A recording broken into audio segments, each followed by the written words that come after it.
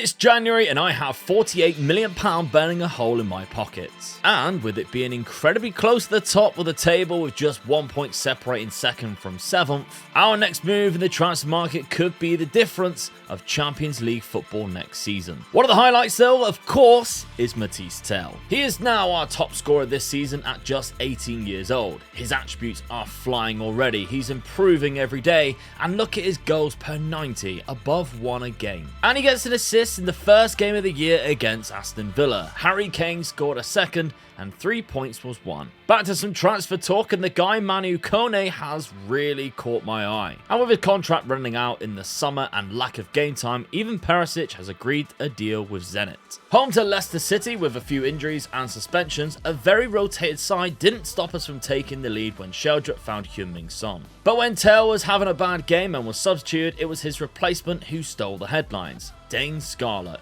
He scored his first in the 83rd minute and then once again from Sheldrick's pass in the 90th minute. Dane Scarlett is 19 years of age now and developing nicely. Bids are beginning to come in, with Bayern Munich making an offer for Wilfried Singo, but it's way too low. We are away to Newcastle and Matthijs Tel couldn't be held off from the score sheet for another game. He scored in 5 minutes, but Newcastle was awarded a penalty and Isak stepped up and Ramiro saved. Unlucky.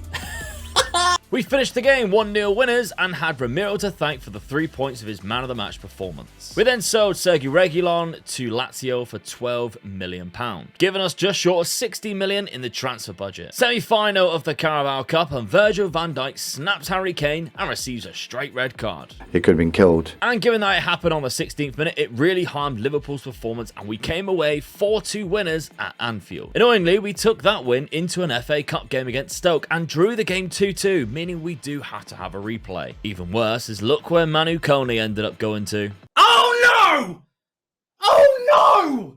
But I may have made a very big transfer, and I'll wait for it to be completed before I show you. Second leg against Liverpool and a solid draw, meaning we are off to Wembley for the final. And what a coincidence is Manchester United who we face in that final. I will love it if we beat them. Love it. We have Man City next, and I thought I'd share the transfers they've made, including João Felix for £100 million, Martinelli from Arsenal for another £60 million, and Lucas Hernandez from Bayern Munich for £60 million. And yet Pep Guardiola can still only get them to 5th position at this point. Frau Guardiola. Okay. Tel needed a rest, so it's Richarlison and Kane up top for now. We definitely started off strongest, and with lovely football we sliced City open down our left hand side, and left back Udogie smashed one in past Ederson. Harry Kane then stepped up calmly to take a penalty to make it 2-0, but it was an incredible save by the goalkeeper. And it cost us because Mikel Merino ran around our whole defence and equalised, and in the dying seconds after losing the ball, it looked like João Felix took a swing at Doherty and he retaliated and got himself sent off. On a positive note though, here is our new signing for £30 million, Scalvini. He is easily the best defender that we could afford, and he's just 20 years of age, an incredible talent with insane mental attributes. We then cruised past Stoke in the FA Cup replay and defeated Southampton 4-3 with 4 different goal scorers. But it's deadline day and I've signed another player in Devon Wrench, a squad player who can help us at right back, centre back and DM for a £26 million release clause. We took on Aston Villa on deadline day evening and Danny Ings opened the scoring. Yves Bissouma went off injured and Oliver Skipp came on to replace him and scored almost immediately. Danny Ings though, he's a quality finisher, and look at this for a strike. Thankfully, Heung-min Son broke down the left and cut the ball back for Matthijs Tel to score into the empty net. Game over, 2-2. Chelsea next, and the combination of Harry Kane's through ball and Matthijs Tel's run and chip finish, what a goal. Romero got the second and we dominate Chelsea and take the 3 points home. And just like that, we have caught up to Arsenal with that result and are now just 2 points behind them, but they do have a game in hand. A 6-0 win against Burnley and a 4-2 FA Cup win against Luton, and I've realised we haven't lost for months. It was Leeds at the start of December, that was our only loss since Bayern Munich in October. Arsenal are crumbling by the way, with only 1 win in 7 matches. And just like that, we are on the same points and top on goal difference. Liverpool next at Anfield, and we've gone rather attacking. Darwin Núñez punished us from a Harvey Elliott free kick in the 22nd minute. Mo Salah then doubled Liverpool's lead in the 82nd, but Harry Kane gave us hope from the spot with 5 minutes left. But it was that man again, Darwin Núñez, who killed us off in the 93rd minute to give us our first loss in ages. Meaning they've actually leapfrogged us in the league as well. And after Scalvini scored his first and a winner against Brentford, our second trip to Merseyside in 8 days also ended in a loss. Atletico up next in the Champions League, and it's Liverpool in the FA Cup and the Cup final versus Manchester United. There was only one goal in the Atletico game, and it was a banger from Heung-min Son. FA Cup tie next against Liverpool, and late in the game, Oliver Skipp sent Heung-min Son free in the corner, and he did incredibly well to slot in the shot from such a tight angle. And we secured our place in the quarterfinals when Son volleyed in a second in the 90th minute, knocking Liverpool out. That win gives us great momentum going into the cup final against Manchester United. Can Spurs finally win their first trophy since 2008? Well, with Yves Bissouma suspended, the only real change from our strongest 11 is Højbjerg accompanying Alvarez in centre defensive midfield. Scalvini and Romero are favourable at centre back, and Richarlison and Bentancur are still recovering from injuries. After an incredibly tight first half, a play down the right hand side released Matisse Tell to open the deadlock with a fantastic finish. But United came back at us, and Manuel Ugarte scored a screamer that Romero could do nothing about. The game went to extra time as we countered, and Marcus Edwards was played through by Harry Kane. As he was closed down, he chopped back onto his left and also unleashed a rocket into the far corner. But United loved scoring late, and Manuel Ugarte turned provider when he played Ronaldo through, who coolly finished in the near post. Penalties it was. And Ronaldo stepped up first, saved. Kane takes our first, scores. Bruno Fernandes scores. Edwards scores. Coop Miners scores. Scarlett scores. Jadon Sancho scores. Sheldrup scores. Hannibal, he can't afford to miss, and he doesn't. And it all came down to Ryan Sessegnon. He approaches the ball, he steps left, and he sends David De Gea the wrong way and wins the Carabao Cup for Spurs. Get in! Adulation from the fans and the board as Spurs finally lift a trophy. It's not the best trophy to win though, is it? We pretty much fully rotated the team for the next match away to West Ham in the league after extra time really took it out of our players. And after West Ham took the lead early in the second half, Dane Scarlett came in clutch with 2 goals and the winner in the 90th minute. And we followed that with a win over Leeds to dominant fashion and with another Matisse Tell hat-trick. Although Harry Kane was man of the match with 2 goals and assisting all 3 of his strike partners. Our 1-0 lead in the Champions League against Atletico was washed when terrible back pass was intercepted by Morata in the first minute of the match. Yet again, bad defending allowed Carrasco to hit the byline and play it across for Morata to tap in for 2-1 Atletico. And by the 15th minute, it was 3 when Carrasco's cross found Morata's head for his hat-trick. Thankfully though, a wonderful 1-2 by Son and Richarlison gave Son the chance to score from a tight angle. And from Atletico's attack, we countered with pace, and Kane played Richarlison through, who slotted it around the goalkeeper, 3-3 on aggregate. But it was our day in the end as we managed to squeeze in a goal line scramble to send us through to the quarterfinals. Our youth intake came through and it wasn't terrible for once. A couple of promising talents and an elite striker from Slovakia, which I absolutely love by the way. More foreign youngsters coming through everywhere is great. Champions League draw time, and I thought it was a perfect reminder of how awesome this anthem is.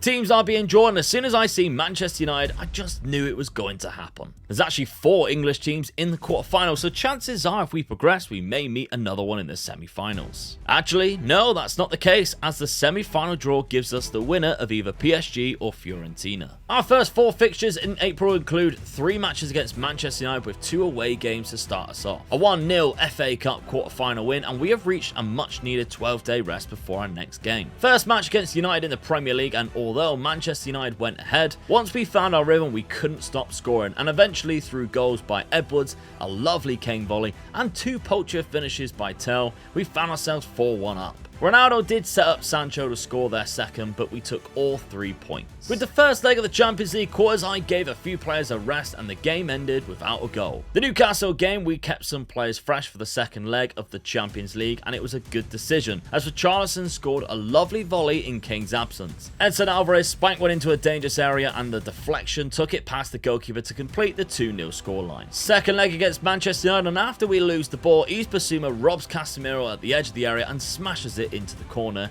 1-0. And in the second half, a long ball by Udogie found the run of Tell, who pushes it past the goalkeeper and sends us through to the semi-final of the Champions League. Off to Wembley next for another semi-final against Wolves in the FA Cup. And with Heung-min Song's extra time goal, we are heading to another final. With back-to-back 1-0 wins in the league, it's PSG in the Champions League, and look who we face in the FA Cup final once again. I can't believe it!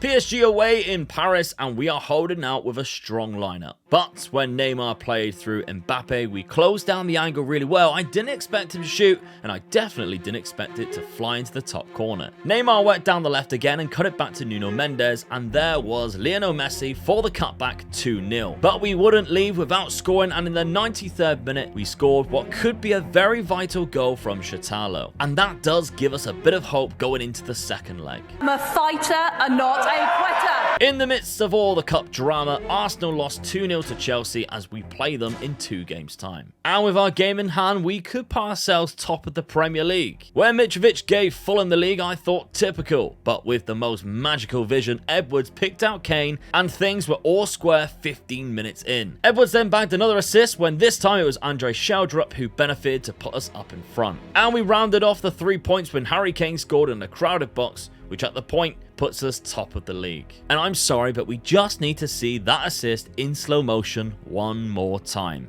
Absolutely incredible pass. Looking at this, it's quite frightening how close we are to the quadruple. But of course, that hangs in the balance of how we get on in the second leg against PSG. I'm forced to play a slightly fatigued Harry Kane, but there's no way I could leave him out of the lineup. And that turned out to be a wise decision where he broke the deadlock early on. We then took the lead when Alvarez scored a screamer into the top corner. But PSG came back at us and Hakimi found Mbappe's run and we were all square once again. But in the second half, Tell went on an outrageous run. His pass was blocked, but he got it back and he continued and found himself shooting into the far corner from an angle and scoring. And would you believe it, Harry Kane scored a penalty and sent us through to the Champions League final, where we will play Manchester City. But has there ever been a more important North London derby? We win and we go ahead with a game in hand. We draw, we could still overtake them, but if we lose, we need them to drop points on the final day. But in a match with 13 yellow cards, 1 red card, 37 shots, and only 1 goal, it was Harry Kane who found the back of the net to give us all 3 points. But look at the amount of yellow cards that was racked up. And with Liverpool keeping up with us quietly, ready to strike, we literally cannot afford to drop any points. And Liverpool then went on and battered Burnley 6-1, but we beat that score with a 7-1 win over Brighton. And that then pushed Arsenal out of reach in the league with 1 game to go, but just 1 point between us and Liverpool as we go into game week 38. And on that final day, Liverpool travel to Fulham while we visit already relegated Watford. And Liverpool, despite going a goal behind, went and won the game 3-2 at Craven Cottage. So we needed all 3 points. And we did it emphatically.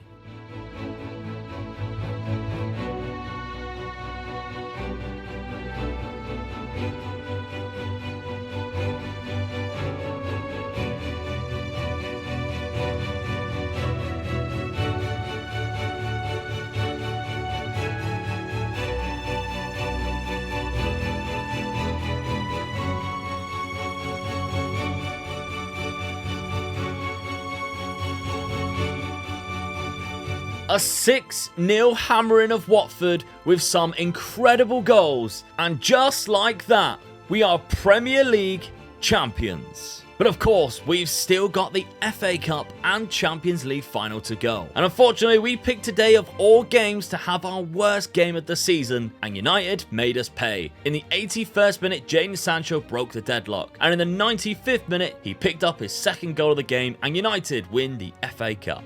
if I speak, I am in big trouble. But here we are then, another trip to Wembley, but this time it's for the biggest prize in club football, the Champions League. And I had to make some tough decisions, such as leaving out Heung-min Son on the bench as he is still recovering from an injury, and Richarlison starts left mid, which he actually cannot play. City still managed by Pep Guardiola, stronger than they've ever been. But we have been exceptional. We are the Carabao Cup winners. We are the Premier League winners. We have overcome all of the odds, and we've eliminated the best, and in the next episode, we'll find out if we are Champions League winners.